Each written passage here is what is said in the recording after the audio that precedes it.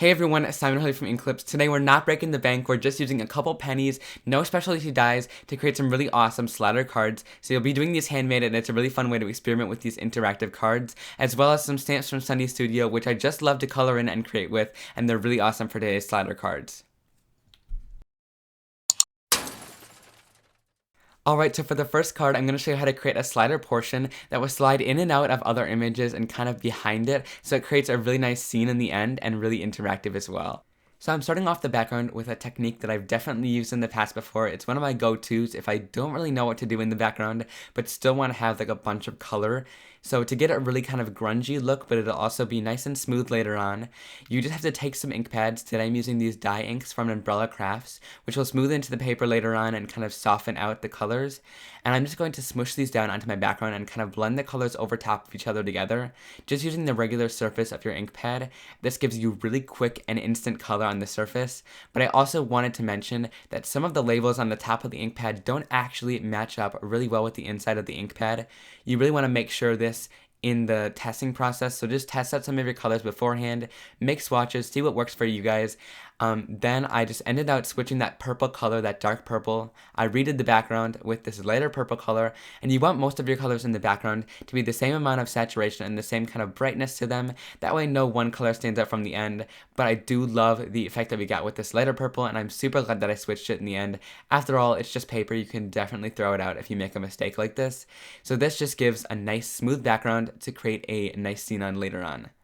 So after I'm done with that, I'm stamping down all my images using some Memento Tuxedo black ink. I find lining them all up on one acrylic block works really well, and just stamping them a couple times.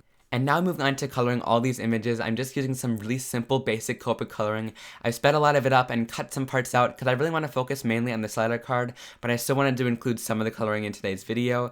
So I'm blending out the sheep just a little bit, leaving lots of fur texture still in there to make it look like a nice fluffy sheep. Then for this little bunny, I'm just coloring it in and shading some of the parts where there would be nice and shadows there, and then I'm just blending it out really simply, giving it a nice smooth blend there. I just love the basic look of Copic markers and the nice blending that you get, and it won't detract from the rest of your card while still showing some amazing coloring. Then I'm coloring in this cross, just again simple blending here, 3 color blending using a bunch of different browns for the wood. And you can definitely go a lot crazier with your coloring here, like adding a wood texture and things like that, and adding more fluff to all the little animals with all your different coloring, and you can go really fancy.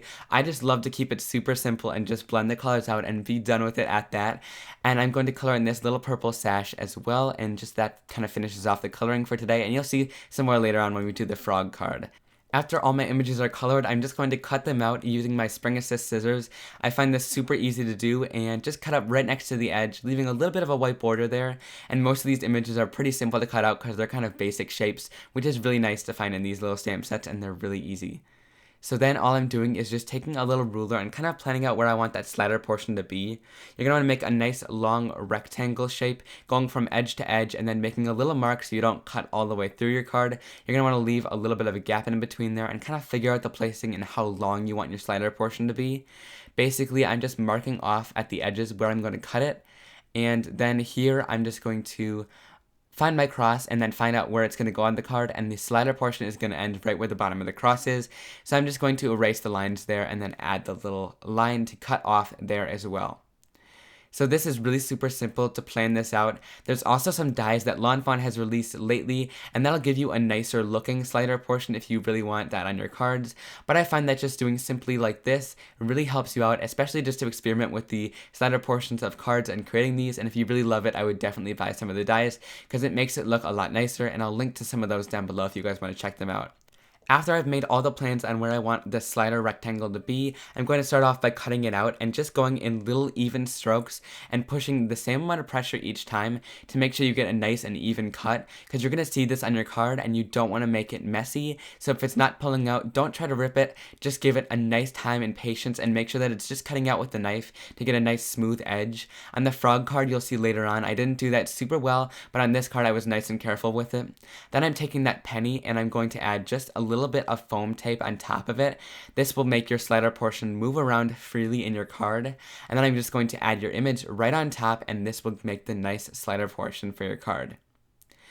After I'm done with that, I'm adding some foam to the back of my card and making sure the slider portion is still sliding nice and evenly.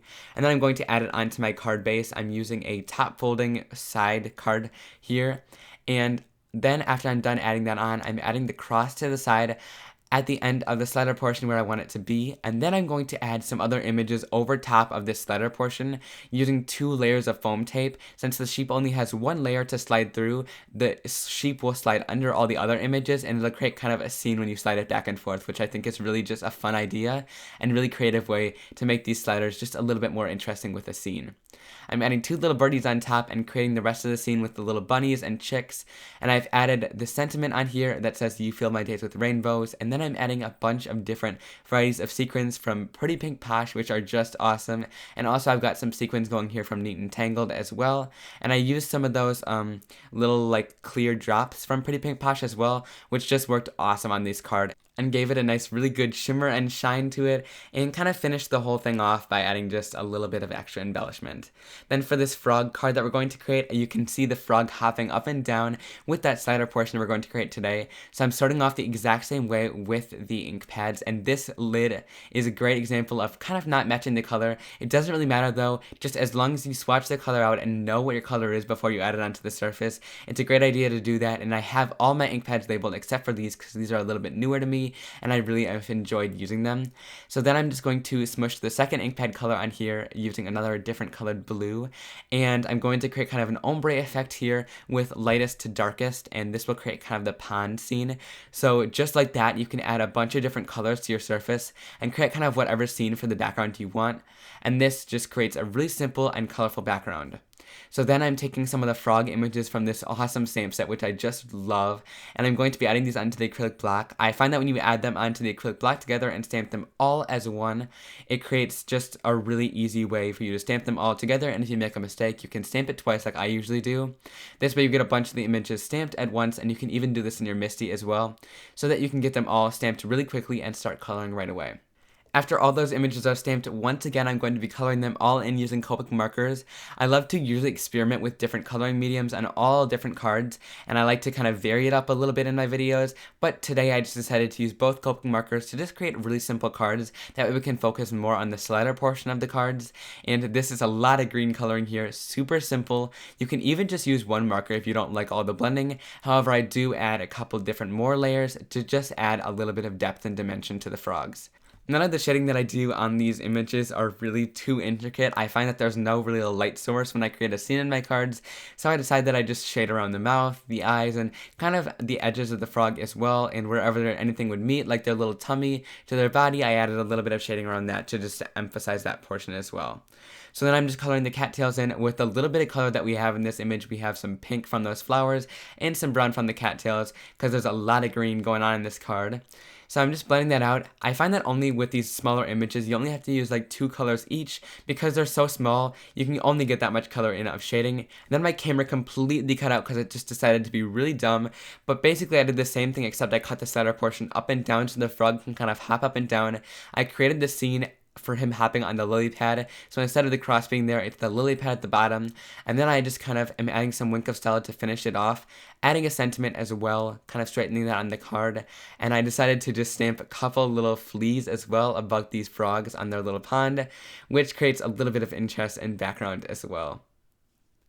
So then that about finishes it for today's cards. I hope you guys really enjoyed this. I love the slider trend that's going around, and after creating these, I'm really addicted to these cards. I love how that frog just kind of flips around on his little lily pad there. And I also love that the sheep can kind of travel behind all the little images here, which is a really cool effect as well on these slider cards. Again, I'll link to some of those Lawn Fawn dies down below. I really don't think you need them, but it does make them look a little bit more professional and easier. There's more videos on screen if you guys want to watch them from me. If you guys want to click that subscribe button, it's my little face avatar there. If you want to see more videos and be notified, there's a bell down below as well. And if you guys want to click that link, it'll take you over to my blog post where there'll be much more info, more blog posts and pictures and everything like that, as well as a full supplies list. I'll see you guys soon. Bye!